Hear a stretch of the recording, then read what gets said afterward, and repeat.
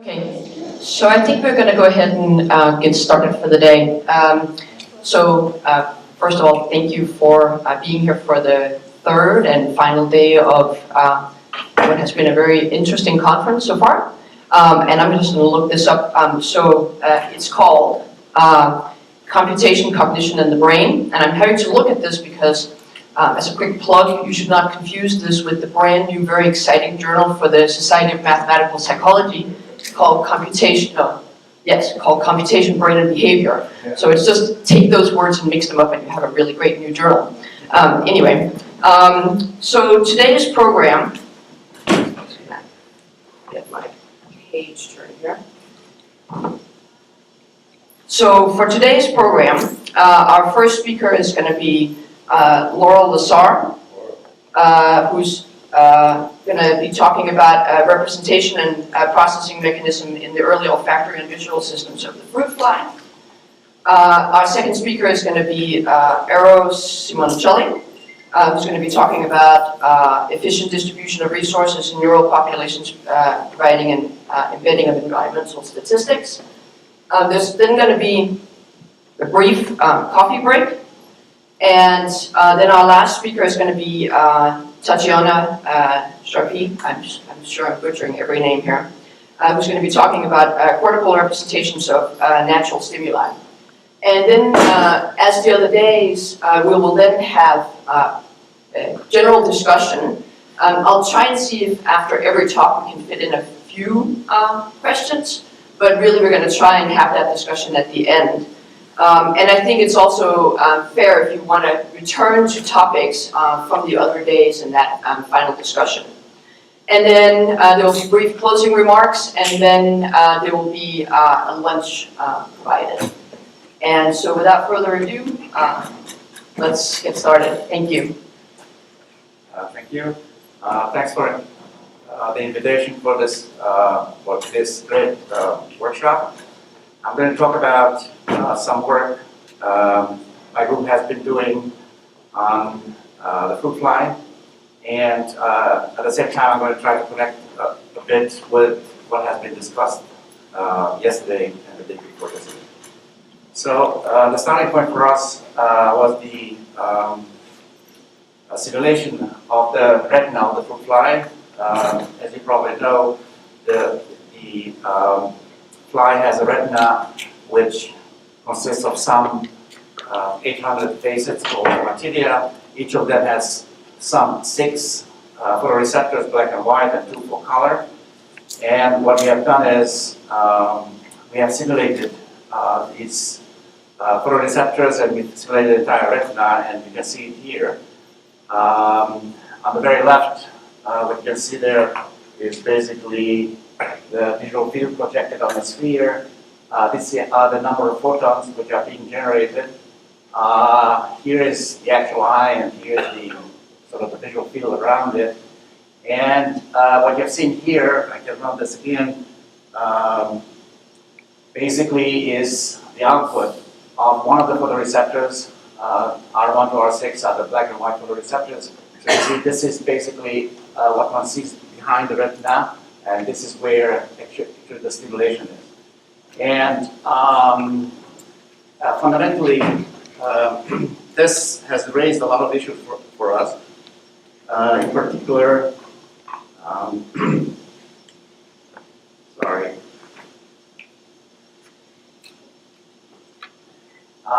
It has raised a number of issues for us, in particular when it comes to understanding, what the retina is actually doing. And so the questions are of the type: what are the visual features that are emphasized by the encoding and transduction mechanism of the photoreceptors? And of course, we also run into this huge problem that we have to simulate some 200 billion equations, and it's very hard to make sense of this. So from an intuitive standpoint, one can look at the output of the retina. It's very pleasing. One can sense that, well, there are some maybe 5,000 photoreceptors, and they represent the visual field somewhat coarsely. But the question is now, what does actually the retina do? Can we understand what the photoreceptors actually are doing? And so we felt that the complexity of this is overwhelming. So we started thinking about, as some other people have done too, basically to reduce the model to something way simpler. And what you see here on the left-hand side is a simple model consisting of an input, let's say U. This is the intensity of light. And this is essentially processed by, in this case, we're just showing two filters, but essentially it's like a Volterra setup. First order kernel H1, second order kernel H2, and then you can essentially set up any number of kernels you like to. And basically, the question which we are interested in is, can we identify this setup? Is there an identification of methodology? And as you can see, we are sort of going backwards. We're going deeper into the system.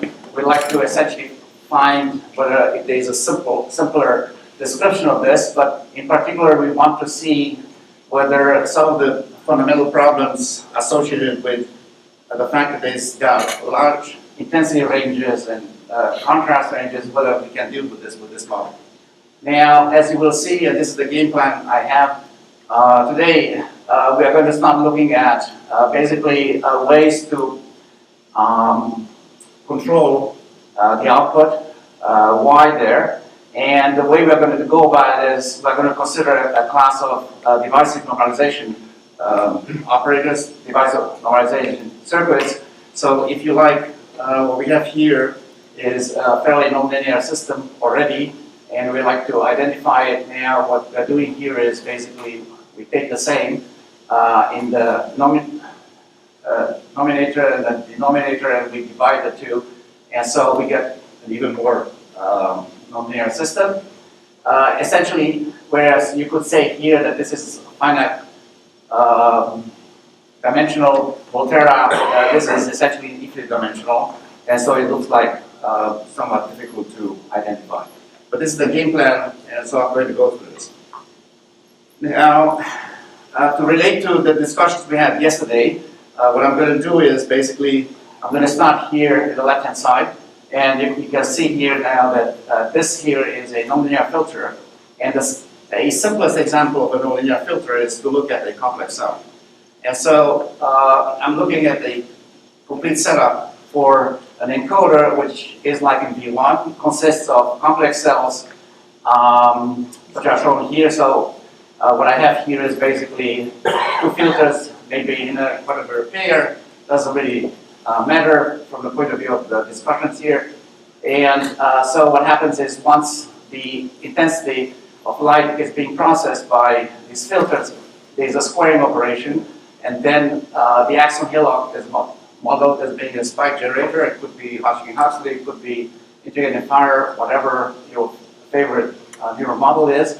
But you can see now that the model is slightly more interesting than what I had before, because I have also a spike generator here. And then, of course, what I do is I take now a bunch of these complex cells, and I'm trying to understand, if I look at the output here, what can I say about the input in the classical encoding problem. So the problem is, in encoding is you observe the output, the circuit is known, what is not known is the input. So this is how, in signal processing and information theory, the problem is set up. And so we like to get some insights about this. And of course, the problem is that we have nonlinearities now, both which in the discussion I have here, they're associated with the decoding tree, let's say, but also in terms of spike generation. So it's as nonlinear as it gets, okay? So now, when we look at this, we essentially realize that this system here can be represented very simply as being some two-dimensional or second-order filter, H1, H2, HM. And the reason for this is because the processing here is of the form filter, integrate, that is filter, square, and do the same here. And this can be rewritten as being simply a linear operation on the product of the input signal. So on the input signal itself, the filter H, which is represented here, is a nonlinear filter. But if I go to a higher domain and I just write here U2 is equal to U1 times U1, then this is a linear operation on U2. So this is very helpful, as you will see in a second. The message here is just increase the dimensionality of the way you look at the problem. You realize that actually you can deal with linear operations. Now, what we're interested in is identification, so we'd like to find out exactly what these filters are first. And so in the identification problem, what we established is a concept of duality. In optimization theory, the most important structural results are duality results. And we have a very powerful duality result here. And you can see this is very simple how it comes about. U2 is convolved with each of these filters. Now, since convolution is a symmetric operation, what you can do is you can swap the two. And so this will be swapped. We picked one of the neurons here. We dropped here the index, so the index here is H1, H2, HM. We just picked a generic index H, so it's any of the filters, followed by the spike generator. And what we do now in identification, the standard procedure is to repeat the experiments. And so this U2 is applied n times. And because of the fact that convolution is a symmetric operation, we can swap the two. And so suddenly, what I had here as H appears here in front of it, and what I had here as input U here appears as a filter. But now suddenly you see all these signals here becomes impulse responses of the filters, and they are known. So therefore, this construct here is known. And what we're doing is, when we do identification in a rigorous way, we are estimating basically the filter. Okay? So estimating behind the filter is equivalent with doing encoding of the filter. And that essentially means that there's a duality now between encoding and identification. And that is very simple to understand, and it's very powerful because problems like this we have solved explicitly. Now, you see in front of H2 there is also P, which is a projection. And intuitively, the reason why we have this is because we are assuming that these signals here, which we apply, so these are, let's say, movies or video frames, what have you, this are band limited. And that band limitation imposes a band limitation on what we can recover about the filters. And so what we can recover is a band limited version of H2. There's no way to do better than that. It's not possible. It's like saying, well, if you probe a system with frequencies up to, let's say, 100 hertz, you're not going to find out, how the system responds to 200 hertz. Therefore, you cannot estimate, what the filter response is in that range. And so, because of this swapping here, we end up with something very simple, which is this duality. But the problem is, as soon as you get into Volterra, and quite a number of you, I know, have been working with this, the system explodes upon you, essentially because the number of operations to do that is very large. But what we found is that there is a way to actually deal with sparse, both identification but also sparse decoding in a very rigorous way, and intuitively very simple way to think about it. And essentially the argument is that basically the signals here, U2, they appear at first intimidating, but actually they are product of two signals. And the fact that there's a product, that means essentially that the number of variables is way lower than one would expect about it. And we are using this feature also with respect to the filters we are dealing with. And so the general description of the filters is of the type that it's a product of two, because let's say in the case of complex cells, there is a multiplication because of square. And so this simple duality result, in terms of understanding why it works, okay?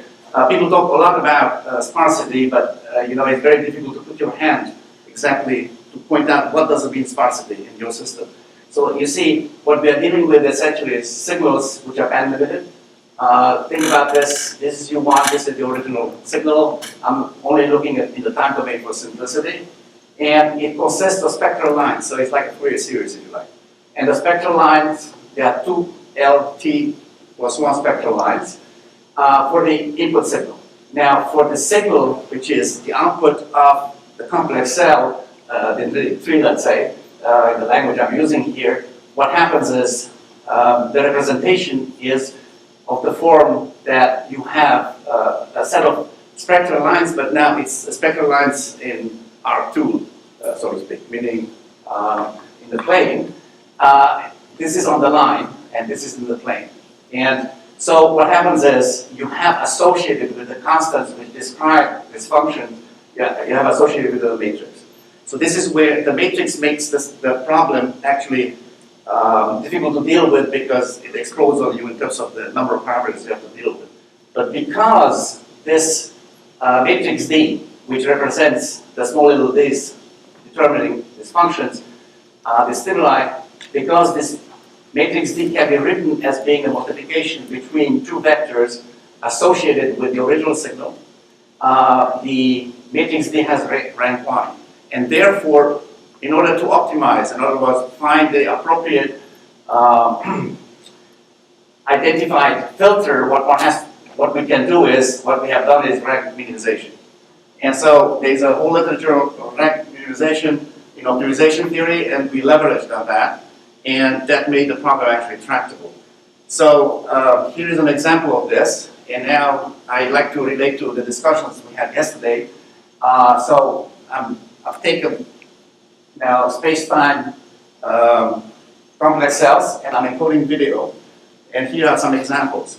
And here is, you see the recovered video. You cannot see any difference between the original and the recovered one. On the top here is the original video, and on the bottom is the recovered video. And you see, suddenly we get this very counterintuitive result that complex cells are now losing information. They're encoding information, they're transforming information in a different way, but there's no information loss. So when you look at your deep learning, let's say, sequence of processes, just think about that essentially there's no information loss. When you take the input and you look at the output here is a little bit different in the sense that you're not just looking at the non-linearity, you are looking actually at the spike train, but the recovery you see is provably without loss of information. And therefore the question is, so why is this happening? Well, it looks like the complex cells are processing information and in such a way that circuits further down the line, they can extract features from it in a more readily. And so these are just examples here. Very similar examples where, again, this is the original video, this is the recovered video. There is a need, I believe, to start thinking about, encoding in different terms. The quality of the encoding should not be identified in the spike domain, it should be identified in the input space. If you're an experimentalist, you go into the lab, you want to find out how good this identification is in 10 seconds. You're not interested in, looking at some spike trains whose distance measure has no intuitive somehow underpinning. If you look at videos recovered with identified filters, it takes you 10 seconds to realize how good it is.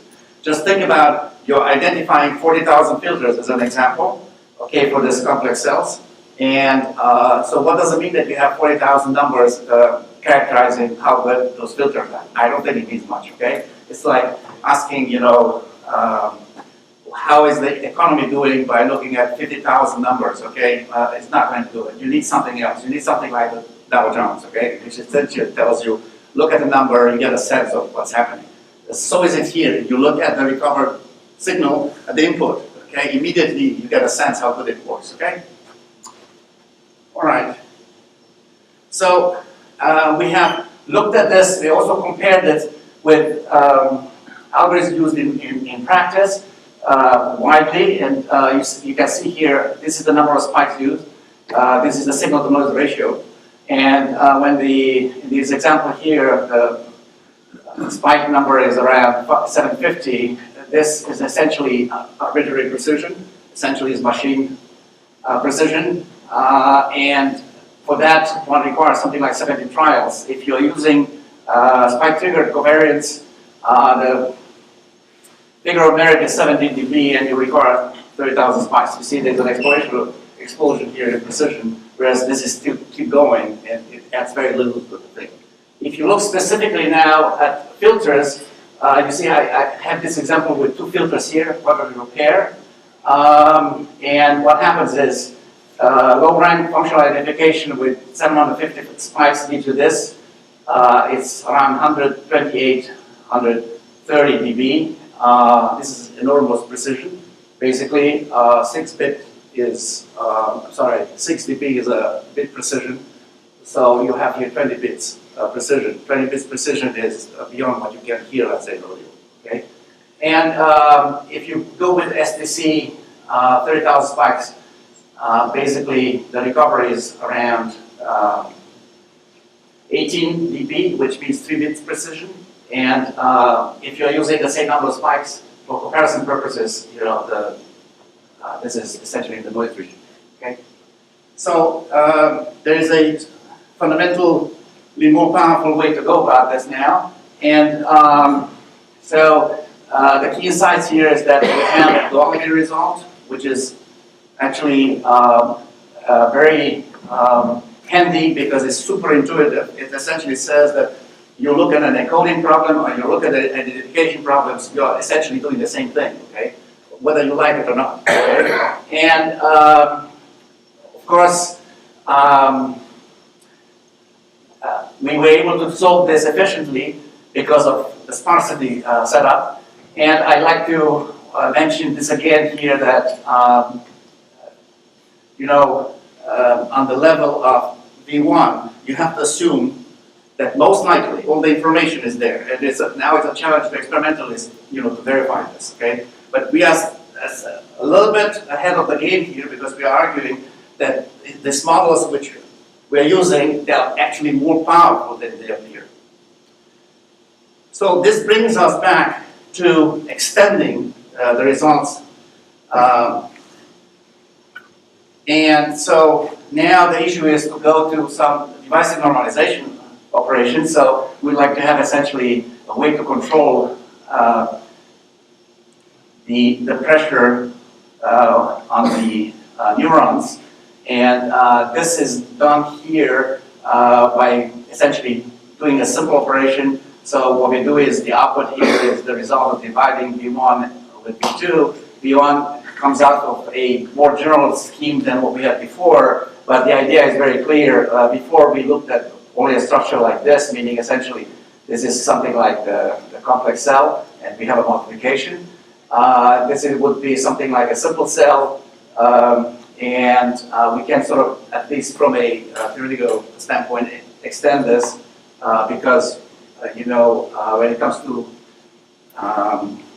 sparse identification, the formula actually works readily. So the math behind this, and I don't want to sort of emphasize this too much, there's some, but for those of you who are sort of more interested from a mathematical standpoint, one can write these first order kernels, second order kernels, one divides the two. And this leads to a formulas, mathematical formulas which is tractable, and I just want to give you some intuition about why it works. Fundamentally, that division can be, the division at times decay can be written as a division between some operations which are essentially inner products. So those of you who are sort of more mathematically inclined, one goes from this integration to a representation in terms of inner products, and then one realizes that in order to identify or what this division introduces, it's introducing some kind of a sampling. It's a sampling procedure, and of course sampling is something which has to do with encoding, and that we can deal with explicitly. And so this is a constraint. It looks sort of a little bit, intimidating, but essentially just look at it. There's a linear constraint coming from the device normalization. By multiplying the terms out, suddenly this division disappears, if you like. And then what we're doing is we're doing rank minimization, and the rank is associated with this second order filters. This is an H1, let's say on the top of the device normalization. There is another filter. second order at the bottom, etc., etc. And so the beauty of it is to set it up as a rank optimization problem, because that means that we go immediately in the direction of sparsity, and it's well grounded from a theoretical standpoint. Okay, so there's no hand waving about what does it mean sparsity here. This is very important. The typical thing largely in neuroscience is to say, well, I have all these neurons, and some of them they spike, others they don't, and there's some kind of sparsity. This is fine if you're looking at it from a practice standpoint when you're in the lab. It's not fine if you're looking at it from a theory standpoint. Okay, the theoretician is going to say, this is a little bit weak argument, can you say something more precise? And this is the precision coming in. Okay, sparsity is because some matrices have rank 1. So you have a square matrix, and all you have to do is recover one of the columns, and then you're going to know all of it. That's the argument. Okay, so it's very simple, very intuitive. Everybody is comfortable with matrices. Okay, and the rest is just run some code, optimization code. Now, examples. We have here a number of examples. The first one is in fruit fly work. There is a lot of interest in motion detection, and so we looked at some models of motion detection. And here specifically, what we have is a simple neuron with, or I should say, two filters center surround. Okay, so model. So we have two filters, basically the center surround and the center. And so we are looking at a signal coming, which is processed by these two filters, and we call them Z2 and Z1. And we are interested in finding out what is the phase between these two outputs. So you have center surround. Okay, so essentially there are two filters, and they are driving now basically two filtering operations. Okay, here, which are essentially convolutions. And we're interested to find out what's the angle between the two. That means we are looking at the tangent, the arc tangent between the two values. The two values being Z2 and Z1. And interestingly enough, if you take the derivative of this, what you end up is with a structure which looks very similar to a Reinhardt detector, and the bottom here looks like a normalization to the amplitude. So this is actually has quite a number of interesting implications, but I'd just like to show you here, what we did in terms of estimating what's on the top here and what's on the bottom. There are essentially four filters here, 1, 2, 3, 4, and there are the same thing here, square. So there are two filters, but they appear twice. And so this is the first row of the original filters, and this is the identified filters at the numerator. And you can, by inspection, look at it that the identification, as you would expect, is extremely high quality, and the same thing is for the denominator. So now we have a device normalization operator identify all the components, and that originally looked like a pretty hopeless problem because you have essentially an infinite dimensional Volterra system, okay? And how do you hope that actually you can identify them? Yes. I missed something. You're not assuming in the identification problem an arbitrary normalization form here, right? You're assuming that the denominator is structured so that it's the same filters as the numerator, right? No, I don't. No. It's absolutely general. The explanation here is I'm using first and second order kernels on the top, first and second order kernels at the bottom. And I'm doing this because otherwise, even the explanation sort of gets out of hand with the notation. But you see, conceptually, I have an arbitrary Volterra denominator and an arbitrary Volterra nominator, okay? And I divide them, and I know that division is hopeless. It's like, if you write 1 over 1 minus x, that's an infinite sum, right? It's sum of the powers of x, okay? And so it's similar here, but you have filters and all sorts of things. But you see, the beauty of it is the problem falls apart, okay? It can be, we get actually a very good understanding of it. Now, fruit flies. So we looked at how does this apply to photoreceptors. And you see, what we did is we identified basically, it's the same model, okay? So we have a numerator, denominator, H1 is on the top, H2 at the bottom, first order kernels, H2, 1 at the top, H2, 2 at the bottom, and we identify them, okay? And then the question is, and this is the guessing procedure, of course, we assume that this is a operates like a device normalization, but then I raise the issue, what happens if instead of using a device normalization, I only use, let's say, the denominator, meaning I just use some Volterra thing, some complex type cell combined with simple cell type thing. And you see, here is the example. I have this the input. Note that the scale here is exponential, so it's logarithmic scale. And this is time here. And what we have found is that if we use device normalization, the system is actually doing way better than if we don't. Okay, and this goes, I think, in line with some of the work Eero is doing, because the argument is to say, you know what, device normalization actually is better than we think. It's very compact, and it has a lot of implications.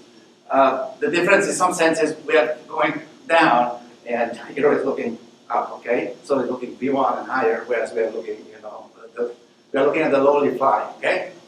But interestingly enough, okay, and I'd like to emphasize this, you see that the formulas, the math, is basically the same. And so we think that the power of the math, okay, in the end has to lead us to be able to identify the system. And we did this also with olfaction, and it's the same idea. Because of there's not much time, I'd just like to show that we can identify the first and second order filters, and we can look at it and compare if we are using just the denominator, how well the system is doing, as opposed to using a device normalization. And as before, just using the denominator of the device normalization is not good enough. We can do much better. But this raises the question, can we actually do even better than this? Okay? Because in the end, there's a guessing procedure here. And so what that led us to, basically starting looking at a topic which is close to Randy's heart, and which is, how about we start modeling things even lower, okay? So yes, we have a circuit, is way better than looking at 400,000 equations, because the complexity is way lower, but is this the ultimate thing here? Can we actually understand the system better? And so what we did is we started looking specifically at could we model the olfactory transduction process on a molecular level. That means essentially understanding how receptors work, okay? And so I'm changing gears here, so please be patient about this, okay? Because now the whole setup is slightly different. So what we're doing here is we have olfactory sensory neurons. I'm talking about olfaction in fruit flies, and basically there is a sensilla. Think about it as like a hair cell, and basically it has some openings, and there the sensory, the odorants actually bind to odorant binding proteins. So the odorant comes here as a molecule, binds to odorant binding proteins. This is like a transporter. Okay, think about like, you have a car here, and the car essentially is loaded with the odorant molecule, and it's transported to the cilia here of the olfactory sensory neurons, and this is where the receptors are. And the beauty of it is, of course, that each neuron, olfactory sensory neuron, expresses a single photoreceptor, and this is where the binding is taking place. Now, once this binding takes place, then a cascade starts, a sort of interesting cascade in the sense that the interaction here in the sensor is on the molecular level. So basically, this is the olfactory receptor, and next to it there's a olfactory co-receptor, and this is where actually the ions are let in or let out. Okay, and basically now the issue is, once this molecule changes its conformation, this molecule changes its conformation, and the result is the ion through the co-receptor channel come in. Now, so this is the big picture in terms of the molecular stuff, and what did we do is, we did some measurements on fruit flies, which are described here, and what we did is, through extremely precise control of the concentration of the odorant, we were able to repeat experiments essentially with the same waveform, which is a function of time, and now you see that it consists of sort of a constant, and there's a jump, constant, and there's a jump. And what we observe, among others, is that the transduction process is such that it reacts very strongly at the gradient of the odorant. And then it's also a function of the concentration. So that means that the encoding is two-dimensional. It's concentration gradient and the concentration itself. And the question now is, can we explain this? If we have a molecular model, can we actually explain this? Because this is what we observe, and you know, we cannot look inside. We don't have the know-how, basically, to look inside. But I think that some people actually should seriously consider this. And now, so what did we do? We set up a model for this. And the model consists of two blocks: the active receptor model, the coreceptor channel. Remember those two constructs we had before in the membrane. And there's a very receptor process which essentially takes the odorant stimulus, it filters it in our model, and then essentially bounds to receptors. And the percentage of bound receptors is in our notation x1. This then essentially starts opening coreceptor channels, and these are also controlled in the feedback mode by calcium. And finally, this is driving a transduction current, which eventually then drives the axon hillock. Now, what's important from our standpoint here, and what's the novelty here, is that we are saying that there are two constants, B and D, which model the odorant receptor interaction. And so this B, in the end, is a tensor. It's like a three-dimensional matrix, if you like. And this has to do with binding. And then there is something called the dissociation rate D, which has to do with unbinding. So in order to characterize an odor now, that means that essentially you have to look for two constants, okay? And but the problem is a little bit more complicated and more interesting, if you like, from our standpoint, that the odorant concentration profile, which is concentration and concentration gradient, modulates this B. And this is where the problem becomes difficult. And this is where it's not a traditional encoding problem like information theory. The code is constantly changing on you because there's concentration gradient in the background. And so, you see, this is the representation of this B. B is basically a tensor and appears as a combination between receptors and odorants.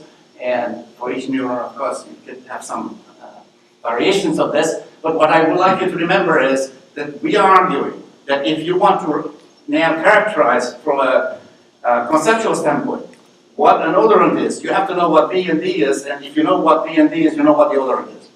Okay?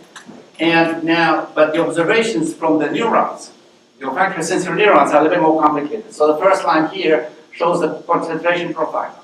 So it has to do something with the intensity or the concentration level of the odorant, and it has something to do with the derivative, the gradient of the odorant. And that essentially drives, this term here is the number of, percentage-wise, the number of receptors which are inactive, and they are driven by the binding rate, because an odorant comes in, but also the concentration profile of the odorant.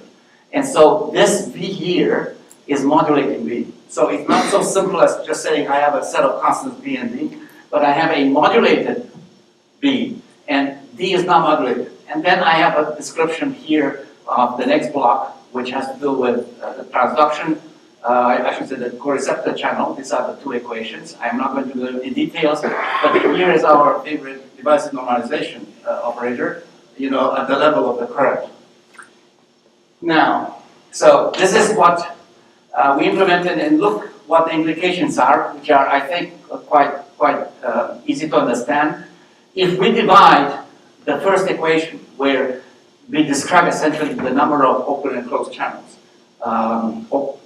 open and closed receptors, okay, of bound and unbound receptors, what we see is that on the right-hand side we have B divided by D, and this the chemists call affinity. And this is a super intuitive thing in chemistry, and it's a constant. It's like intuitively is the affinity to bind to a receptor.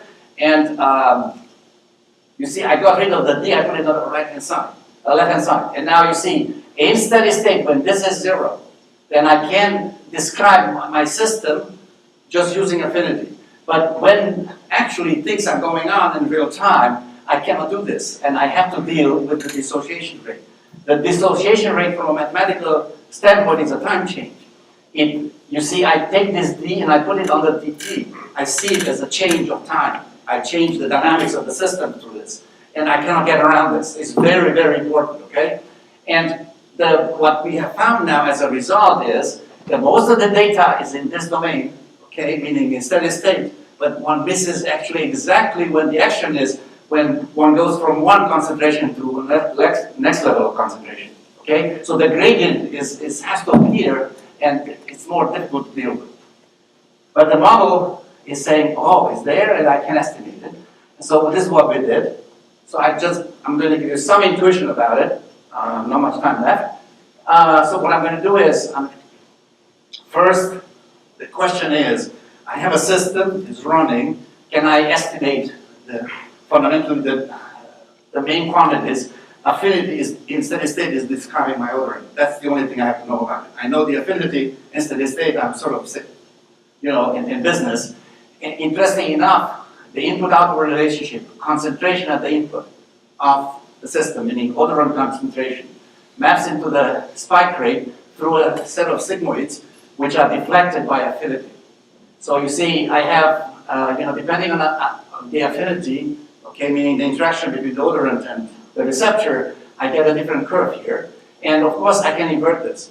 So as a result, the inversion allows me to essentially estimate what the affinity is. And so this is what we have done. And we were able for the first time, as a result, to fit the data no matter what sort of waveform you have. So to show you as an example, we looked at the white noise stimulus. The white noise stimulus that is shown here as being in terms of odorant concentration profile. Then we looked at the output of the first building block in our model, how it looks. And I'd like to just emphasize the last picture here. Green is the data which we have obtained, okay, with precise measurements of the spike rate of the olfactory sensory neurons. And here's the model output. We could not fit this before. It was just not in the cards, okay, because the model, we had, essentially we used GLM, it did not have the power to identify this. So now we can do this, and we can go now beyond this. And going beyond this means take basically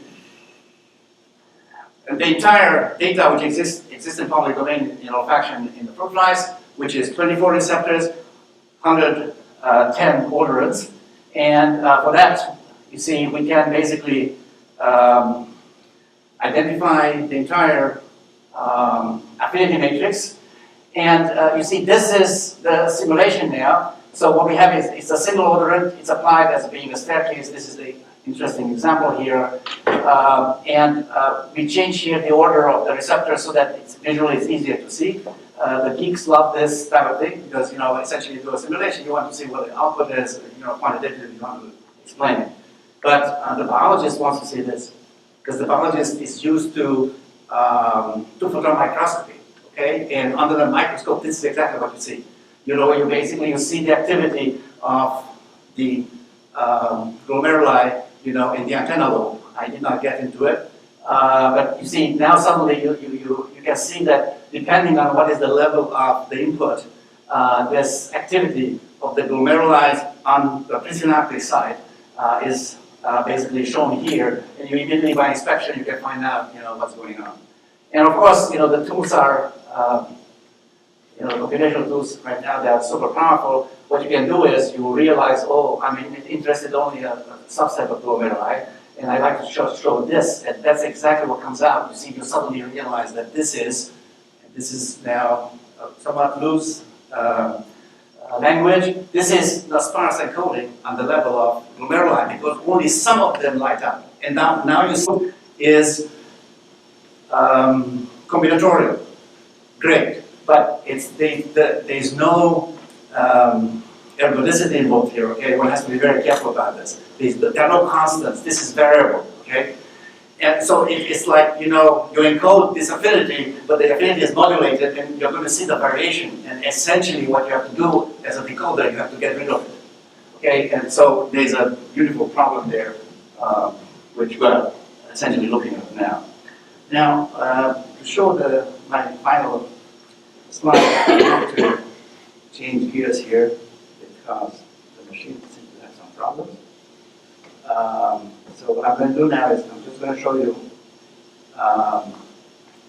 the estimation of the entire affinity matrix for the data which exists right now. This is the best data that exists. We have exhausted whatever is there. And so you see, we apply here an odorant, which is a function of time with jumps. And then you suddenly, what you see is this. These are the odorants. These are the 110 odorants here on the columns, and on the rows are the receptors. And you can see now when you run this, you can see exactly what happens is if you want to do some comparative analysis, because in the end you want to end up with decoding the signal. Meaning you have to decode whether it's this or that odorant. And you can see exactly by looking at this what is the difference between columns, and that difference between columns tells you, what odorant you're dealing with and what problem you have to solve, basically. That's the implication of this. There is finally my last slide here. What I'd like to point out is that we believe that we have now a model which is beyond the power of experimentation out in the field. It's one of the few examples where sort of modeling and theoretical work is ahead of the game, okay?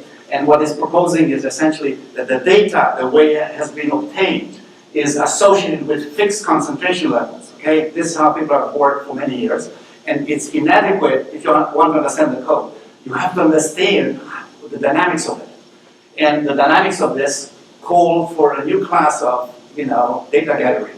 In some ways, this is like a huge program now, possible, to essentially support or to prove or disprove, what we have done here. But there is a very clear statement here in terms of hypothesis, okay, what has to be done. So I'll stop there.